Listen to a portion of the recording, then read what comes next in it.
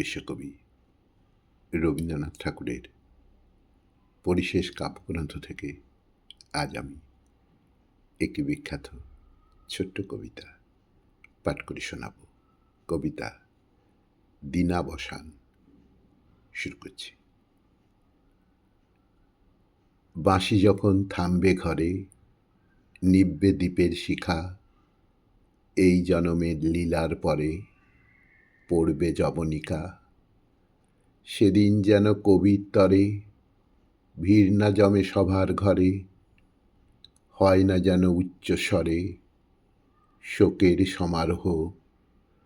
সভাপতি থাকুন বাসায়, কাটান বেলা তাসে পাশায়, নাই বা হলো নানা ভাষায় আহা উহু ওহো। নাই ঘনালো দল বেদলের কোলাহলের মোহ। আমি জানি মনে মনে সেউতি জুথি জবা আনবে ডেকে ক্ষণে ক্ষণে কবির স্মৃতিসভা। বর্ষা শরৎ বসন্তেরই প্রাঙ্গণেতে আমায় ঘেরি, যেথায় বিনা যেথায় ভেরি বেজেছে উৎসবে। সেথায় আমার আসন পরে স্নিগ্ধ শ্যামল সমাদরে, আলিপনায় স্তরে স্তরে আকন আঁকা হবে। আমার মৌন করবে পূর্ণ পাখির কলরবে। জানি আমি এই বারতা রইবে অরণ্যেতে, ওদের সুরে কবির কথা দিয়েছিলেম গেথে। ফাগুন হাওয়ায় শ্রাবণ ধারে এই বারতায় বারে বারে, দিগবালাদের দ্বারে দ্বারে উঠবে হঠাৎ বাজি।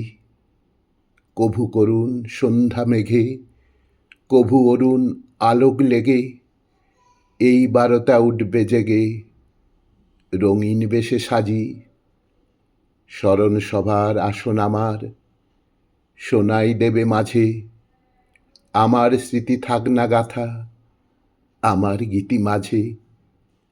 যেখানে ওই ঝাউয়ের পাতা মরমরিয়া বাজে, যেখানে ওই শিউলি তলে ক্ষণ হাসির শিশির জলে, ছায়া যেথায় ঘুমে ঢলে কিরণ কলা মালি।